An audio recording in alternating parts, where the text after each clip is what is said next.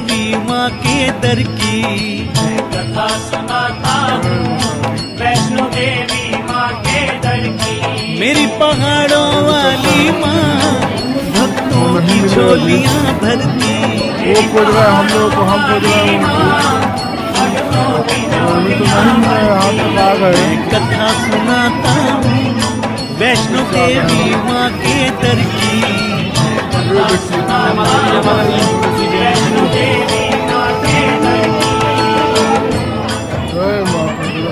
जय माता वैष्णो देवी। माता वैष्णो देवी के दर्शनीय स्थल सबसे पहले कौल कंधौली मंदिर, जम्मू से आगे नगरोटा नामक स्थान है। यहाँ भगवती का कौल कंधौली नाम से प्राचीन मंदिर है। कहते हैं यहाँ माता ने स्थानीय बालिकाओं के साथ गेंद क्रीड़ा की थी। जब बालिकाओं को प्यास लगी तो माता ने एक कौली यानी कटोरी को धरती के साथ रगड़ा, वहाँ जल की धारा निकल आई और बालिकाओं की प्यास बुझाई। दूसरा दर्शन देवा माई।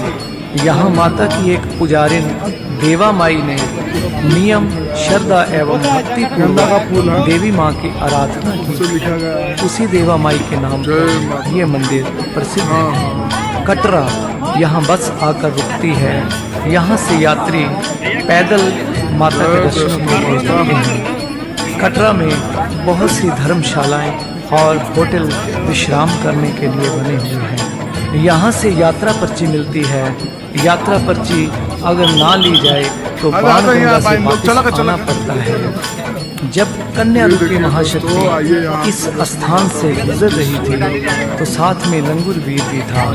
चलते चलते लंगूर वीर को प्यास लगी तो देवी ने बाण मारकर गंगा प्रभावित कर दी और अपने प्रहरी की प्यास बुझाई।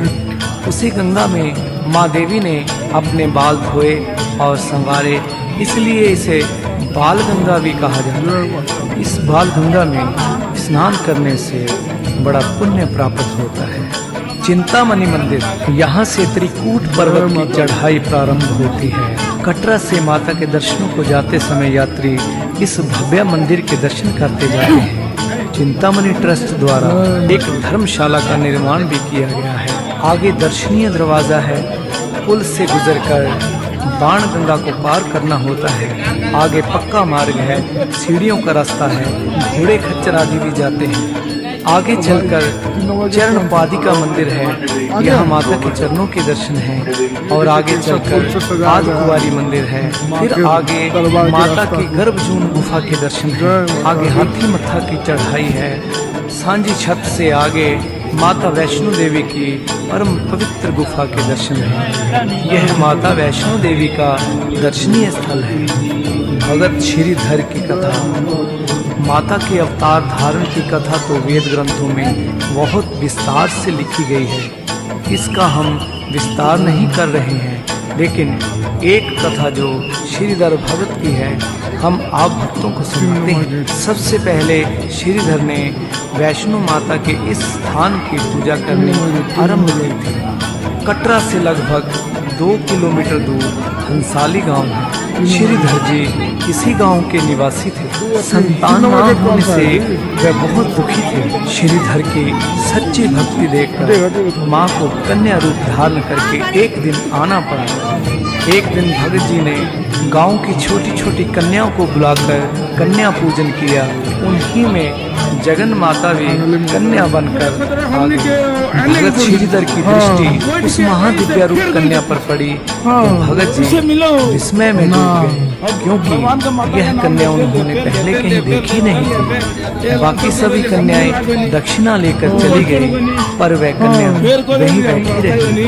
श्रीधर जी ने उस कन्या से कुछ प्रश्न करना चाहा तो कन्या पहले ही बोल पड़ी। कन्या ने कहा, आप एक विशाल भंडारे का आयोजन कीजिए। आसपास के सभी गांवों को आदेश दे कि हमारे यहाँ दोपहर को महान भंडारे का आयोजन किया जा हुआ रहा पहला है। की इतना चुप कहकर चुप आदमी कन्या खोल लुप्त हो हाँ भाई। गई। श्रीधर जी विचारों में डूब आगे आगे बढ़ लो। गए। आखिर ये कन्या कौन थी?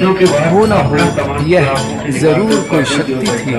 भगत जी भंडारे वाली बात से परेशान हो गए, परंतु उन्होंने कन्या वाली बात को मुख्य रखा और आसपास के गांव को निमंत्रण देने के लिए निकल पड़े। श्रीधर जी आदेश देने एक गांव से दूसरे गांव जा रहे थे, तो मार्ग में उन्हें एक साधुओं का दल मिला। तो श्रीधर जी ने साधुओं को प्रणाम किया और साथ में भंडारे में पधारने के लिए कहा। भैरवनाथ जी और उनके 360 चेले दूसरे दिन श्रीधर जी की कुटिया में आ पहुंचे। श्रीधर जी चिंता में डूबे बैठे थे, तो उसी समय वही दिव्या कन्या प्रकट हो गई। तो कन्या ने श्रीधर जी से कहा, जाओ जाकर योगियों से कह दो कि कुटिया में प्रवेश करें। तो भैरवनाथ ने कहा, हम इतने सारे इस छोटी सी कुटिया में कैसे प्रवेश कर सकते हैं?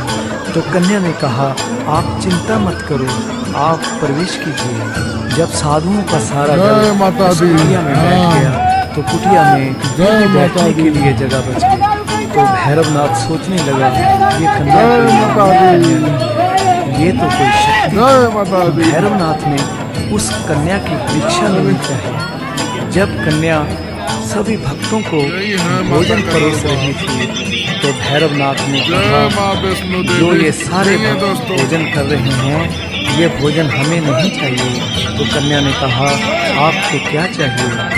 भैरवनाथ ने कहा, हमें तो मदिरा और मांस चाहिए। उस दिव्य कन्या ने कहा, यह एक ब्राह्मण के घर का भंडारा है, यहाँ वैष्णव भोजन मिलेगा, यहाँ मांस और मदिरा नहीं मिलेगी।